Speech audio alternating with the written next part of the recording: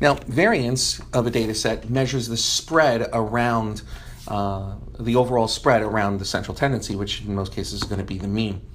And it's a great measure to understand how far observations are away from the center point. So let's assume that we have a set of numbers, and we've put them in order here, and we have another set that has obviously smaller numbers.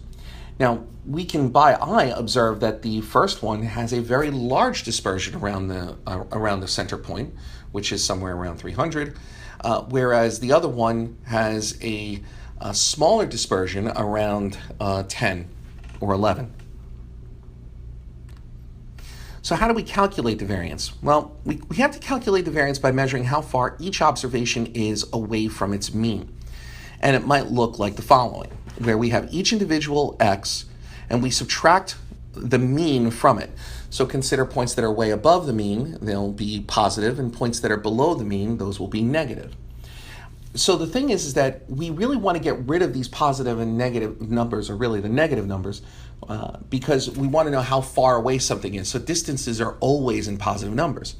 So this represents a small problem. We fix this problem by squaring the difference, which will remove the negative numbers, and it will also increase the magnitude for items that are further away. So consider a point that's, let's say, 10 points away from the mean. Well, if you square it, it's going to be 100, whereas if you have 1 point away from the mean and you square it, it's only going to be 1.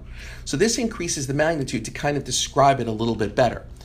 So what we have here is we have a formula where we take each observation, xi, and we subtract the mean, we square it, add them all together, and then we divide by n in general. We're going to have to fix this a little bit, but that's what's going on, because this will give us the average difference of every point. So in calculating a population variance, we have our formula here, which gives us exactly that. We basically take each observation, we subtract it from the population mean, square them, add them all together, and divide by n.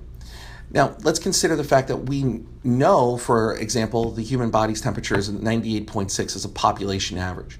So again, it's saying mu, so we're going to be using that. And if we're using that, then we're going to be creating a population variance, which is known as sigma squared. Now, for a sample variance, we're going to have to make a slight adjustment. In general, we have the same formula, but we're going to do something a little bit different because we need to do a slight correction. It's more of a statistical piece, so let's just assume that we'll have to do this correction. But the idea is that if you take a sample, your variance is going to be slightly off from the population variance. And so the way we correct for this is, instead of dividing by n, we're going to divide by n minus 1, which will kind of inflate the sample variance. So so the idea here is we're going to take the same basic approach where we have each observation, we subtract it from the sample mean, which is denoted by x bar. We square it, add them all together, and divide by n minus 1.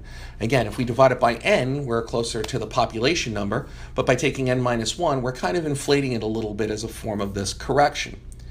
And again, we denote it by s squared. It's a Latin letter, and therefore it is going to be a sample variance in this case.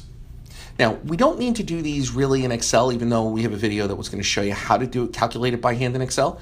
We do have two functions that will do this automatically, so don't worry about that.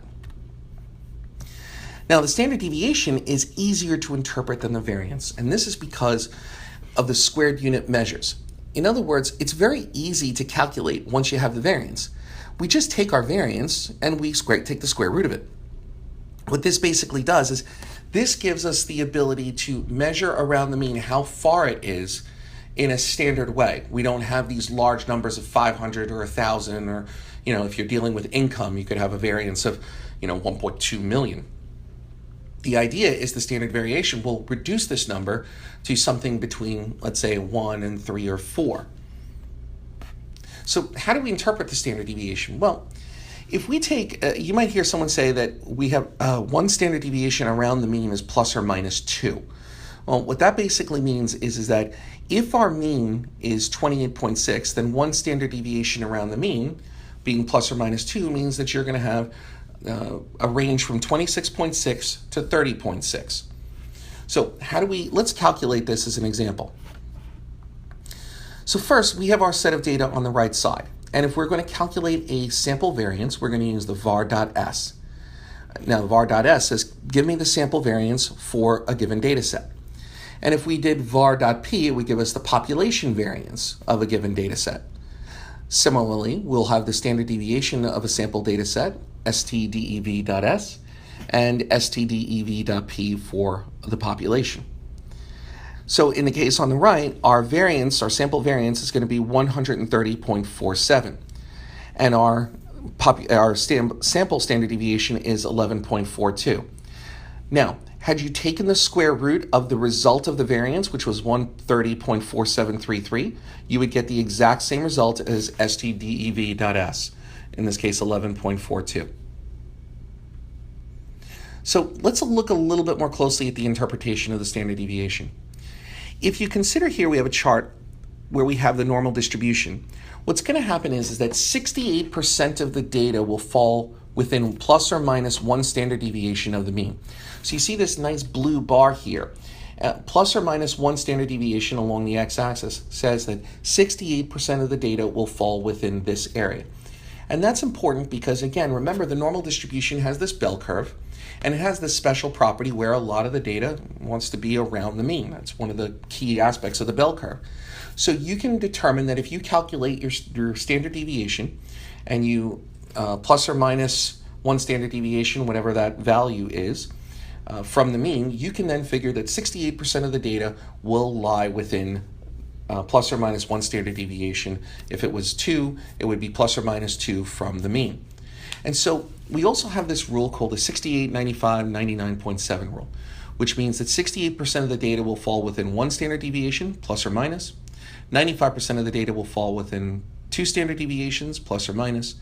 And 99.7% of the data will fall within plus or minus 3 standard deviations of the mean. So 99.7 obviously means that most of the data will occur in that center point with very, very small tails on the side. And that makes sense because that's why we had been saying that the standard deviation is good, because if we know the standard deviation, we know that within 3 standard deviations, we've described most of the data set.